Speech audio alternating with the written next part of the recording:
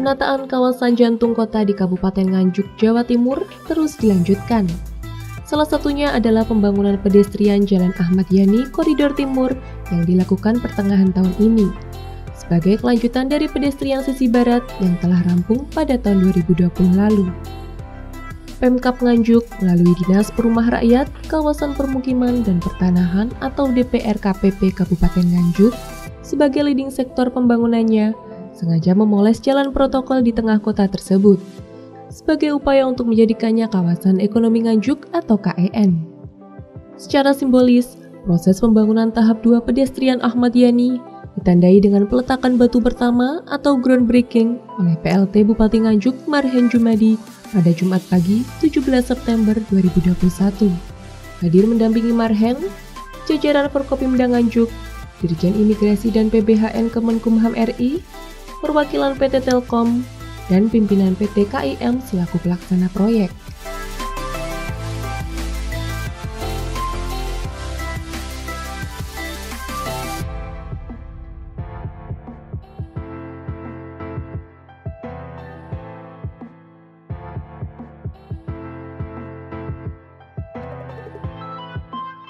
Sementara itu, Kepala DPR KPP Kabupaten Nganjuk Agus Prihanedi dalam laporannya menyampaikan, pembangunan pedestrian di sepanjang Jalan Ahmad Yani merupakan kegiatan untuk mendukung visi misi Kepala Daerah Kabupaten Nganjuk terkait pembangunan infrastruktur yang merata.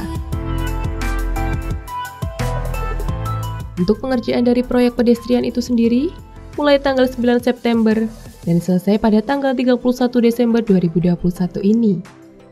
Marhen Jumadi mengatakan, Pemkab Nganjuk menggunakan anggaran DID atau dana insentif daerah dari APBN sebesar 23 miliar rupiah.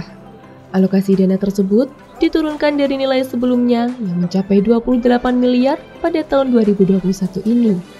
Penurunan anggaran DID tersebut karena ada penggunaan untuk penanganan COVID-19. Tapi, meski anggaran turun, dipastikan tidak akan mengurangi volume dan kualitas dari pembangunan pedestrian di Jalan Ahmad Yani.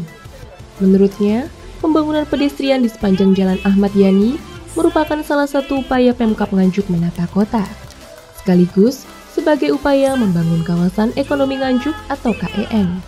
Nantinya, dengan adanya KEN, akan banyak memberi manfaat secara ekonomi untuk masyarakat Kabupaten Nganjuk. Oke, terima kasih. Assalamualaikum warahmatullahi wabarakatuh. Alhamdulillah hari ini kita mulai peletakan batu pertama pembangunan pedestrian.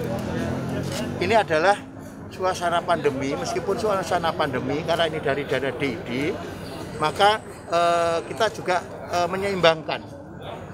Satu apa dari sektor kesehatan, sektor ekonomi juga harus jalan. Termasuk juga di dalamnya apa?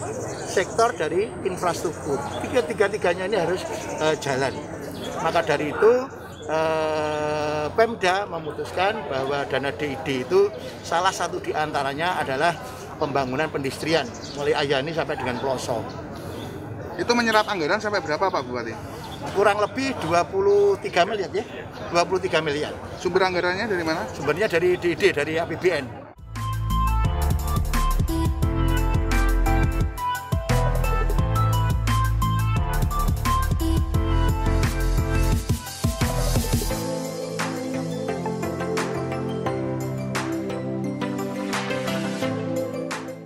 Terima kasih.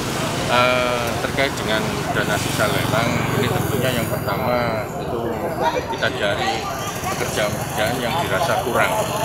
Itu nanti kita tutup dengan dana sisa lelang itu, dan manakala masih kelebihan itu nanti juga kita drainase yang sebelah utara selatan alun-alun ini juga kita maksimalkan secukupnya terkait dengan dana tersebut. Lalu juga mungkin kami akan menyentuh termasuk juga membungkus kabel bawah tanah itu, paling tidak harus kita lindungi jangan sampai kabelnya telanjang langsung sentuhan dengan tanah, paling tidak kita banting di situ sehingga nanti ketahanan kabel bawah tanah itu nanti bisa berjalan waktu yang lama.